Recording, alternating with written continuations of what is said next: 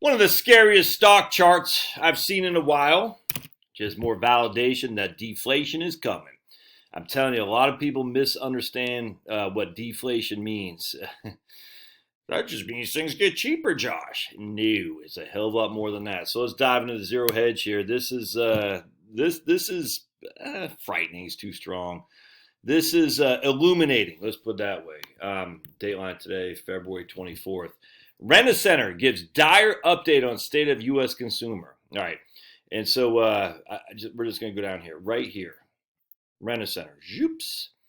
While we wait to see the market to finally realize just how serious the coming slowdown is, the 40% collapse of RCII stock price after hours will serve as an ominous harbinger of just how big and painful the repricing of the U.S. consumer and economy will be in the coming months. All right, so let's go what happened here. This is in the fourth quarter. This is from the commentary from the earnings call from RentACenter.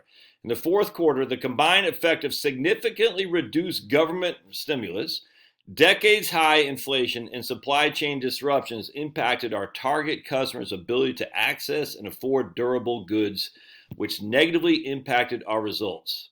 We anticipate these external headwinds will continue for the foreseeable future, resulting in a year-over-year declines in revenue and earnings. This is not earnings growth. This is year-over-year declines in earnings. All right, translation. And this is what Zero Hedge says. After a year sustained by stimulus, the U.S. consumer is now hitting a brick wall, with the poorest getting hit the hardest, which is what inflation does all the time. The rich get richer and the poor get hit harder in inflation. This is precisely what Zero Hedge and Morgan Stanley have been saying for months. And there's a sharp, unexpected hit to consumption that is behind the sharp slowdown in the U.S. economy. Yep. But how is that possible? After all, recent retail sales have been soaring and trending much higher than they were before COVID, which to most economists has been a confirmation of just how durable the U.S. consumer is. Well, no. One look at the trendline comparison in retail sales. I just got to point out too, man. Remember, retail sales aren't product, it's price. It's the value of the product in terms of price. As Conservative Treehouse, the conservativetreehouse.com says, look, freaking nine books priced at 15 is worth more than 10 books priced at 10. Even though, have you actually increased your freaking sales? No, you just increased the number, the dollar value of sales because of inflation. I hope that makes sense. So while it looks good because all they look at is the actual dollar value, it has nothing to do with the amount of books that are being sold or the amount of phones or the amount of calculators. It doesn't matter. The price of the good times the number of goods is what the sales trend says. But if the number of goods are going down and they're just being purchased at a much higher price, that covers up. That covers up the actual sales strength. You're selling less product.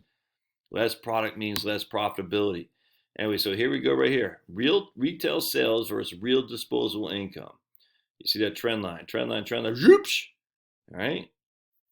Disposable income. Zoops. Sales. Can't happen. It can't keep happening. Zoops. And zoops. We got a significant difference in sales and income.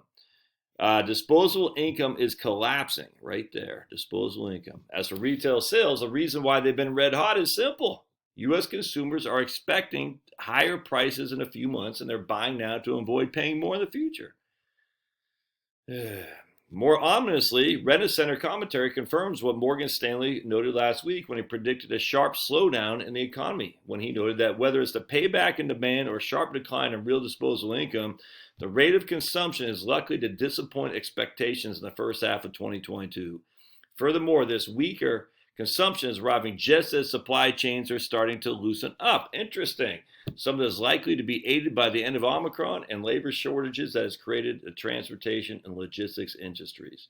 So supply chains are starting to loosen up, i.e. there's more product, but there's not enough money to pay for the product because the money's already been purchased, already been spent.